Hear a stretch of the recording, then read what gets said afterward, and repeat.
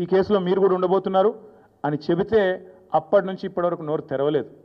తెరవకపోగా ఢిల్లీ పెద్దలను ప్రసన్నం చేసుకోవడానికి, అక్కడ ఉండే మంత్రులను కాకాబట్టడానికి, మోడీ గారిని అమిత్ షా గారిని ప్రసన్నం చేసుకోవడానికి, బీజేపీతో మరి ఏదో రకంగా ఒక ఒప్పందం కుదుర్చుకొని ముందుకు పోవడానికి ఆయన మౌనంగా ఈరోజు మౌనంగా ఉండి తప్పించుకునే ప్రయత్నం చేస్తూ ఉన్నారు. ఇవాళ మేము తెలంగాణ ప్రజల తరపున ప్రధాన ప్రతిపక్షంగా, అదేవిధంగా భారత రాష్ట్ర సమితిగా ఈ ఉద్యమానికి, ఈ రాష్ట్రానికి నాయకత్వం వహించిన కేసీఆర్ గారి తరపున మేము అడుగుతా ఉన్నాం. ఖచ్చితంగా రేవంత్ రెడ్డి అయితే తప్పుకోవాలి, లేదా కాంగ్రెస్ పార్టీకి సిగ్గుంటే, కాంగ్రెస్ పెద్దలకు నైతిక విలువలుంటే వెంటనే ఆయనను తొలగించాలి. యడ్యూరప్ప గారు రాజీనామా చేశారు. అప్పుడు యడ్యూరప్ప ఆనాడు ఆరోపణలు వస్తే హౌసింగ్ స్కామ్లో he quit, he stepped aside so that fair investigation could go on. అట్లాగే చాలామంది కేంద్ర మంత్రులు కూడా రాజీనామాలు చేశారు గతంలో. అట్లాగే ముఖ్యమంత్రి గారు కూడా రాజీనామా చేయాలని చెప్పి కూడా మేము డిమాండ్ చేస్తూ ఉన్నాం. రాహుల్ గాంధీ గారు తెల్లారలేస్తే ఆ కాన్స్టిట్యూషన్ బుక్ పట్టుకొని తిరుగుతూ ఉంటారు. న్యాయ యాత్ర అంటాడు, యాత్రలు సంవిధాన్ కో బచావ్ అంటాడు. మరి సంవిధాన్ కో బచావ్ అనే Rahul Gandhi, why are you mum, why are you silent, why are you not responding to this issue and why you ensuring that a corrupt chief minister continues in office. Congress గురించి మేము ఎన్నోసార్లు చెప్పాం, మళ్ళీ కూడా చెప్తున్నాం. కాంగ్రెస్ డిఎన్ఏలోనే కరప్షన్ ఉంది. కాంగ్రెస్ అంటేనే కరప్షన్, ఇది అందరికీ తెలుసు. అట్లాగే మరి ఈరోజు ఈ కుంభకోణం మీద విచిత్రంగా మాకు కూడా చాలా ఆశ్చర్యంగా అనిపిస్తూ ఉంది. దేశమందరూ మాట్లాడుతున్నారు. కర్ణాటకలోనైతే డీకే శివకుమార్ గారిని తొలగించాలని కర్ణాటక బీజేపీ వాళ్ళు విరుచుకుపడుతున్నారు. కానీ తెలంగాణ బీజేపీ వాడు మాత్రం ఎవడు మాట్లాడట్లేదు. తెలంగాణ బీజేపీ వాళ్ళు మాత్రం మౌన మునుల మాదిరిగా ఎక్కడ ఒక్కరు కూడా మాట్లాడట్లేదు. ఏం జరుగుతున్నదని మేము అడుగుతా ఉన్నాం. తెలంగాణలో ఇంత అపురూపమైన సంబంధాలు అటు కాంగ్రెస్కు ఇటు బీజేపీకి ఏ స్థాయిలో ఉన్నాయో మరి మీరు ఆలోచించాలని కోరుతా ఉన్నా. తెలంగాణ బీజేపీ ఎంపీలు చేస్తున్న భూ అక్రమాలకు, భూ దందాలకు ముఖ్యమంత్రి గారు వత్తాసు పలుకుతున్నందుకు మీ మౌనమా? లేదా మీ కేంద్ర మంత్రులు మీరు కలిసి బ్రహ్మాండంగా మీరు చేసుకుంటున్న అవినీతి కార్యకలాపాలకు మరి ఏదో బయటికి నటించినట్టు చేసి ఢిల్లీలో, ఇక్కడ గల్లీలో మాత్రం ఏదైతే దోస్తీ చేస్తున్నారో ఇది అందరూ కూడా చూస్తూ ఉన్నారు. దీనికి నేనేదో ఊరికైనా ఆరోపణ చేయట్లేదు. ఇది చూడండి, మంత్రి పొంగులేటి గారి ఇంట్లో రైడ్స్ అని చెప్పి, ఇది సెప్టెంబర్ 2028 వార్త. సెప్టెంబర్ 2028, ఇంకొక 2-3 నెలలు అయితే వార్షికోత్సవం కూడా అయిపోతుంది. అంటే 2024 సంవత్సరంలో ఈ రైడ్స్ జరిగినాయి. సెప్టెంబర్ 27. ఈరోజు మే 24 అనుకుంటా. మరి అప్పటికిప్పటికి ఒక్కటంటే ఒక్క ప్రకటన అటు ఈడీ వైపు నుంచి కానీ, ఇటు పొంగులేటి శ్రీనివాసరెడ్డి గారి వైపు నుంచి కానీ వచ్చిందా?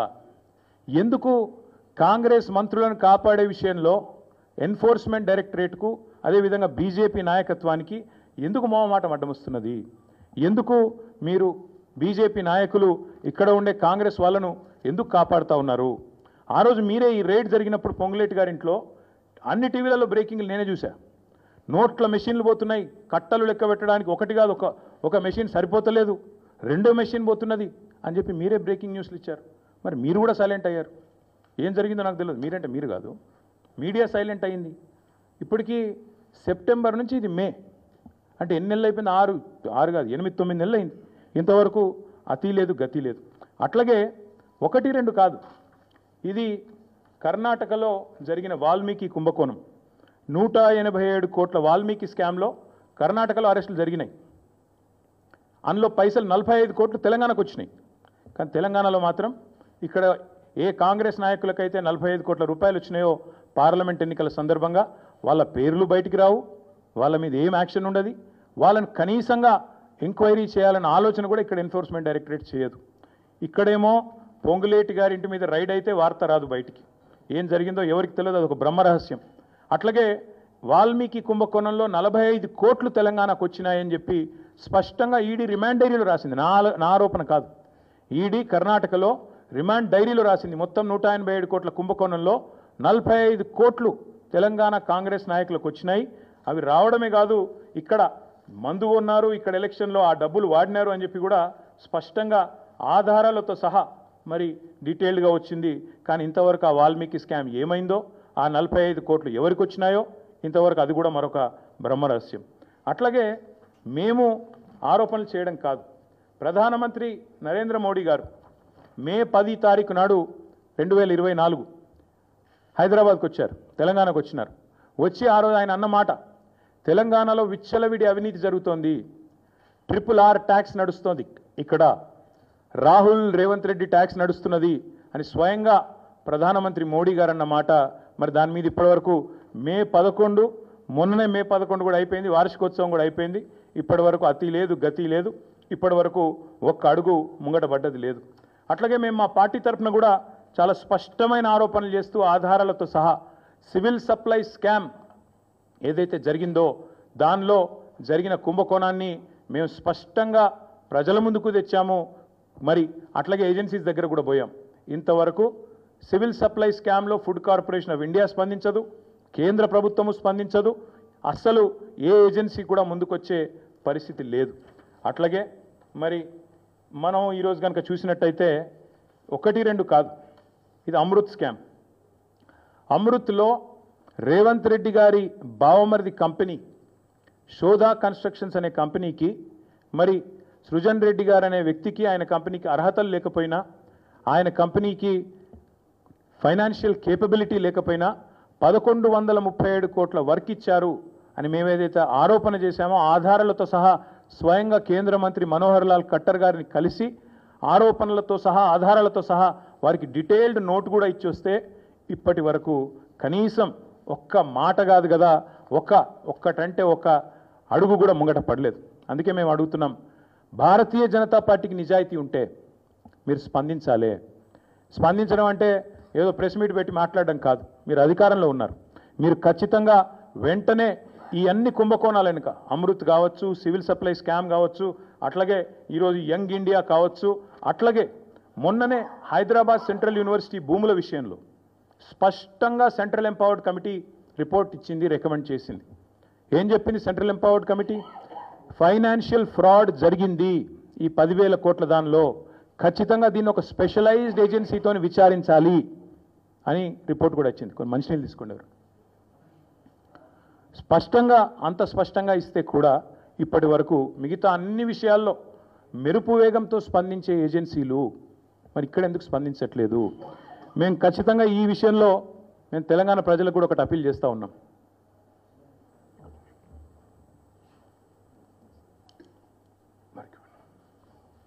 తెలంగాణ ప్రజలకు కూడా ఒకటి అప్పీల్ చేస్తూ ఉన్నాం. ఇక్కడ ఎవరితో కుమ్మక్కు అవుతున్నారో దయచేసి అర్థం చేసుకోండి. అమృత్ కుంభకోణంలో రేవంత్ రెడ్డి గారి బావమరిది వ్యవహారం ఉండి కూడా రేవంత్ రెడ్డిని కాపాడుతున్నది కేంద్ర ప్రభుత్వం. RR ట్యాక్స్ అని చెప్పి స్వయంగా ప్రధానమంత్రి ఆరోపణ చేసి ఇక్కడ బిల్డర్ల దగ్గర 200 రూపాయలు స్క్వేర్ ఫీట్కి వసూలు చేస్తున్నా ఇప్పటి వరకు ఉల్కకుండా పలకకుండా ఉన్నది కేంద్ర ప్రభుత్వం. అట్లాగే సివిల్ సప్లై స్కామ్లో ఈ ప్రభుత్వాన్ని కాంగ్రెస్ను కాపాడుతున్నది కేంద్ర ప్రభుత్వం. సెంట్రల్ ఎంపవర్డ్ కమిటీ రికమెండేషన్ ఇచ్చిన తర్వాత కూడా మీరు వెంటనే ఈ ఫైనాన్షియల్ ఫ్రాడ్ను సెంట్రల్ యూనివర్సిటీ కంచెగచ్చిబౌలి భూముల్లో చర్య తీసుకోండి అని ఎంపవర్డ్ కమిటీ చెప్పిన తర్వాత కూడా ఇప్పటికీ ఉలకకుండా పలకకుండా ఉన్నది కేంద్ర ప్రభుత్వం. మరి ఈరోజు ఈ విషయంలోనన్నా నేషనల్ హెరాల్డ్ విషయంలోనన్నా స్పందిస్తారో లేదో మేము కూడా చూస్తాం. ఒక నెల రోజులు ఎదురు చూస్తాం.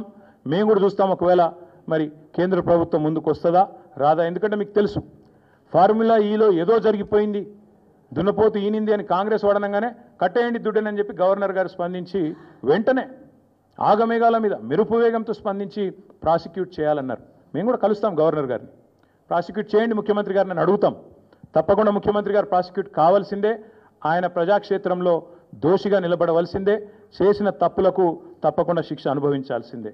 అట్లాగే ఇంకొక మాట కూడా చెప్తా ఉన్నాం, ఒకవేళ కేంద్ర ప్రభుత్వం కూడా స్పందించక బీజేపీ కూడా ఒక రక్షణ కవచం మాదిరిగా ఏదైతే ఇన్ని రోజులు రేవంత్ రెడ్డి గారిని కాపాడుతూ వస్తున్నదో మరి తప్పకుండా ఒకవేళ వారు స్పందించకపోతే నెల రోజుల తర్వాత పార్టీలో మేము కూడా కూర్చుని కార్యాచరణ ఏం చేయాలో తీసుకుంటాం.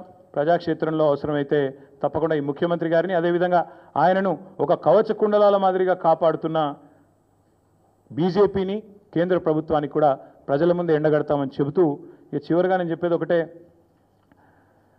మొన్ననే పాలమూరులో సిబిఐ దర్యాప్తు అక్కర్లేదు, పాలమూరులో అవినీతి ఏం జరగలేదు పాలమూరు రంగారెడ్డి ప్రాజెక్టులో అని చెప్పి స్పష్టంగా సుప్రీంకోర్టు తీర్పిచ్చింది. ఇంకొక వైపు సొంత పార్టీ ఎమ్మెల్యేలు 30% కమిషన్లు లేనిదే ఇక్కడ ఏ పని జరగదు